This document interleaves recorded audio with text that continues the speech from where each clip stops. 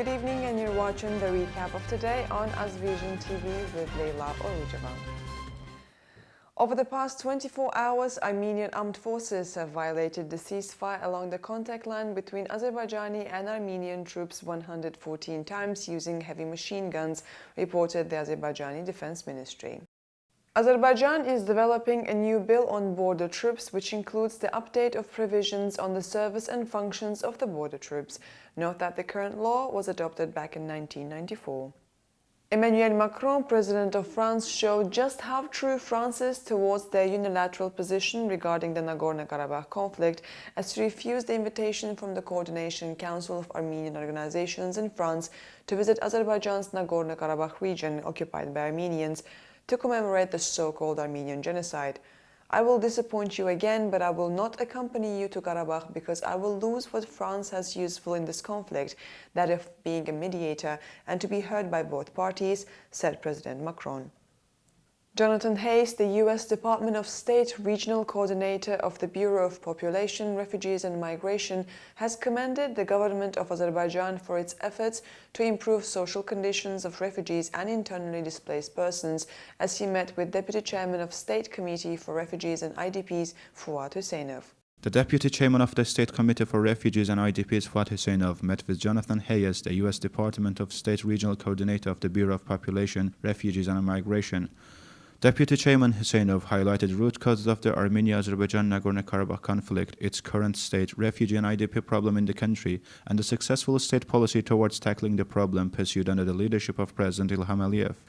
Jonathan Hayes underlined the importance of resolving the conflict as soon as possible and praised the work done by the government of Azerbaijan to solve the problems of refugees and internally displaced persons. He especially mentioned the restorations carried out by the Azerbaijani state in the liberated Jojikmajanlı village in Jabrail region of Azerbaijan. The European Union and Azerbaijan are entering a new stage of cooperation, Kestutis Yankauskas, head of the EU delegation to Azerbaijan, said at an event dedicated to the outcomes of the Twinning project, support to the strengthening of the Commissioner for Human Rights of the Republic of Azerbaijan, implemented jointly by the EU and the Office of the Ombudsman. The EU and Azerbaijan are working on a new agreement which will build the foundation for future cooperation, noted the envoy. Azerbaijani Minister of Foreign Affairs Elmar Mehmedyarov has met with President of Turkmenistan Gurbanguly Berdimuhamedov as part of his official visit to the Republic of Turkmenistan. The sides underlined the contribution of high-level political dialogue between the two heads of state into the development of traditional friendly relations between the countries. They also voiced determination to further develop fraternal relations between the nations, emphasizing the importance of developing ties in a trilateral format with the participation of Azerbaijan, Turkey and Turkmenistan. They also said that it serves regional cooperation and prosperity.